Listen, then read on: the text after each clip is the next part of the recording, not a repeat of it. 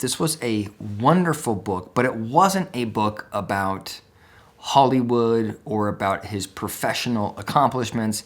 This is a book about addiction for people struggling with their own addiction or the addiction of someone close to them. And I think when you frame it from that lens, I think it's an absolutely exceptional book.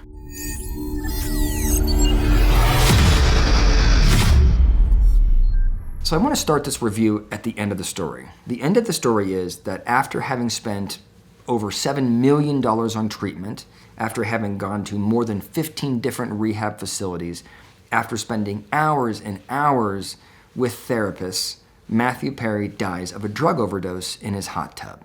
That's the end of the story. And I think it's a fitting ending. It's awful, it's raw, it's scary, but it's fitting. You know, Matthew Perry is famous for saying he hopes that his legacy is not that he was on the show Friends. He hopes that his legacy is helping people move through and deal with drug and alcohol addiction. And I think that this book goes far to do that. I think even his end goes far to do that. I think Matthew, or Matty as his friends call him, did a wonderful job of chronicling his addiction. And I want to sort of walk you through sort of the puzzle pieces that kind of explain how his life turned out the way that it did. But first, I want to share kind of a personal story of my first time treating somebody with alcohol addiction, alcohol dependency, because it certainly framed the way I think about it, and I'm hoping that it's helpful for you. So when you're in school to become a therapist, right off the bat, they get you in there treating people, sort of throw you to the wolves. So right off the bat, I'm taking a course on motivational interviewing, which is the treatment technique that is most often used for the treatment of addicts. And the idea essentially is that you don't go in there as the therapist and say, you know, let's just say it's trying to stop someone from smoking cigarettes. You don't walk in and say, you know, cigarettes are bad for you, they smell, they make your teeth yellow, you're gonna be cold outside, you're gonna be isolated, you're gonna get COPD. Like, those kind of comments will just stress out the addict. They don't change the behavior. The goal is to help the addict be in control of their change, for the addict to decide to make the change. And your job as a therapist is to partner with them, ask them questions so that they're able to sort of work through that on their own. So I'm in this class and I think, okay, how hard could this be? And I go and I'm working at this, I'm on my internship, and one of my first clients is alcohol dependent, older gentleman. He reminds me of my grandfather, and I'm thinking, I really like this guy, I'm gonna help this guy. And so we sit down for our very first session, and I say, you know, tell me about where you're at in the cycle. How are you feeling about this? And right off the bat, he goes, I wanna stop drinking. And I say, well, perfect. So you're not in there, you don't need to prepare for it, you don't need to be convinced, you just need to act on this desire to stop drinking. And so I said, okay, so do you want to stop drinking? He said, I do want to stop drinking. I said, well, then great, then stop drinking. He says, I will stop drinking. And I go, perfect. And I go, oh my gosh, I know exactly what I'm doing here. This is so easy. So he leaves, and I continue to work with this man for, I would say, 3 months, and we're meeting every week. And he has changed his life as a result of my treatment. I'm feeling so good about myself. And then he just goes away. He stops coming back.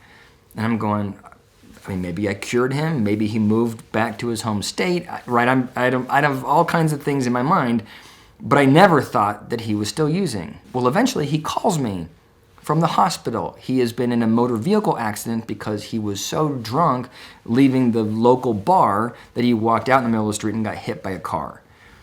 And he tells me, he confesses that he has not stopped drinking for even a single day through our treatment. What he would do is he would come in to see me, sober, then he would, on his way home, stop at the bar and get slammed every single day. He is sitting here trying every day to work with a therapist who reminds him of his grandson, trying to impress me, trying to please me, trying to change his life, but he couldn't get it out of his mind. And so he had this obsessive desire to go back to that bar and to drink. He wanted to change, but he didn't have the ability to control his mind. I do believe that every time he saw me, he had the best intentions. He's not trying to hurt me. He's not trying to be malicious. He's trying to every day please me make me happy, and also take care of himself and to manage his own addiction, to defeat his own mind that on the way home, every day won. You have a man there that is suffering with an addiction that had destroyed his life.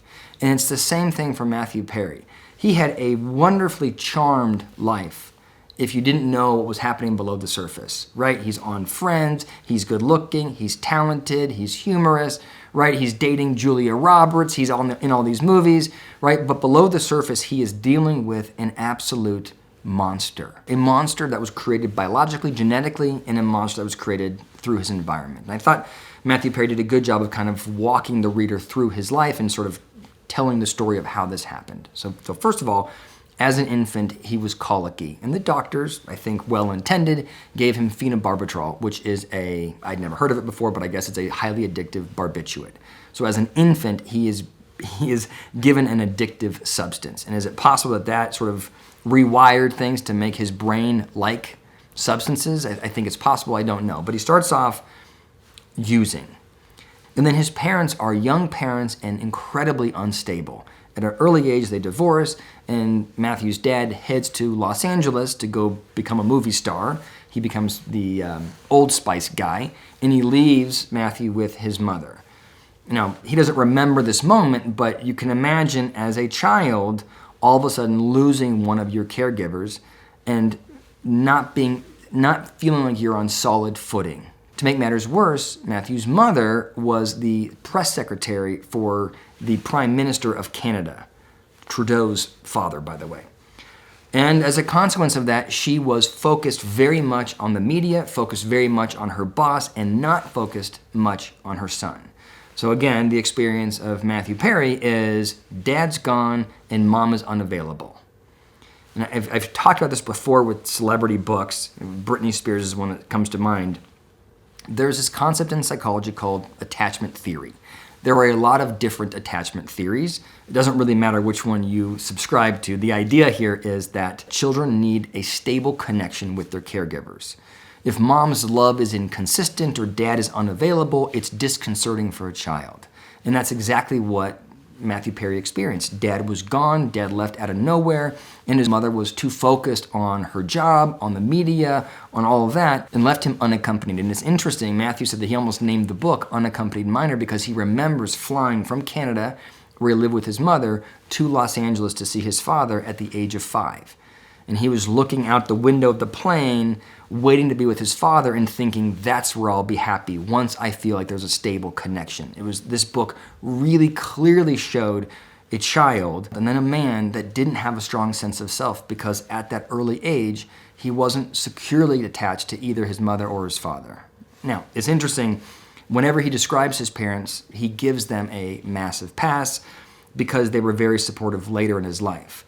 And I think it's kind of, I always complain about this in these kind of memoirs, people want to frame their parents positively, but as an observer, it looks like he was really mistreated as a kid. And it's important for people to know that that does set up a dynamic where someone doesn't love themselves enough to protect against some of the behaviors he engaged in. Now, it's no surprise to me that this kid that didn't receive stable support and affection from his parents was drawn to Hollywood. Yes, I think he wanted to go to Hollywood to be like his dad, but I think more than that, he wanted to fill, as he calls it, the dark hole that was inside of him. He thought, more than anything, he wanted to be famous. He thought that the popularity, that the spotlight would make him mean something to himself and to others. And because he was funny and talented and had the right exposure, he became exceptionally successful on Friends. Now, it wasn't a linear path for him. There were trials and tribulations. At the age of 14, he tries alcohol for the first time.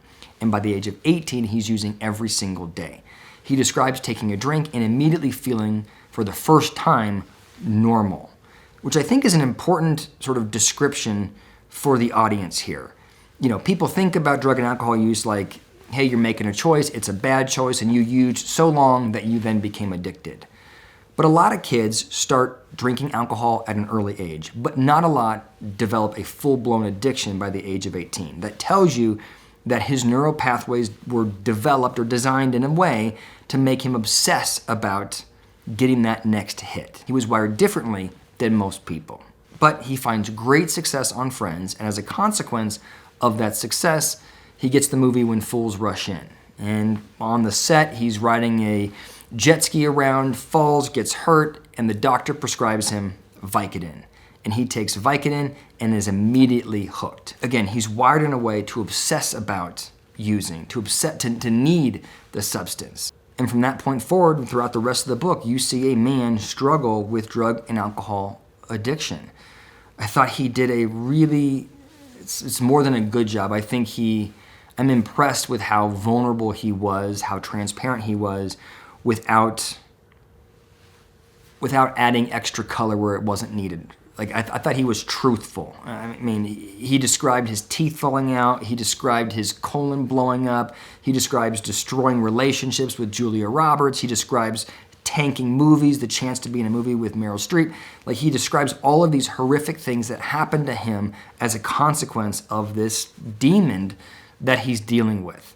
I thought it was just a really clear picture of somebody doing everything that they could to control their behaviors, to control their life, but he just couldn't get his arms around that, and he's constantly followed by this emptiness. He never felt solid, he never felt stable, until he starts helping other people. And I think that's a really important transition for him towards the end of the book and the end of his life. He found meaning from giving back, acting as a sponsor, petitioning on behalf of drug courts.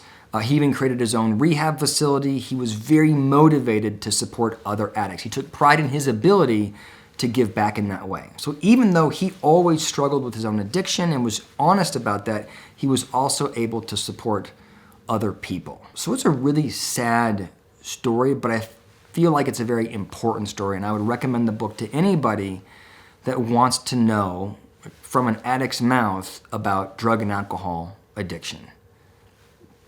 Let me know what you think in the comments below.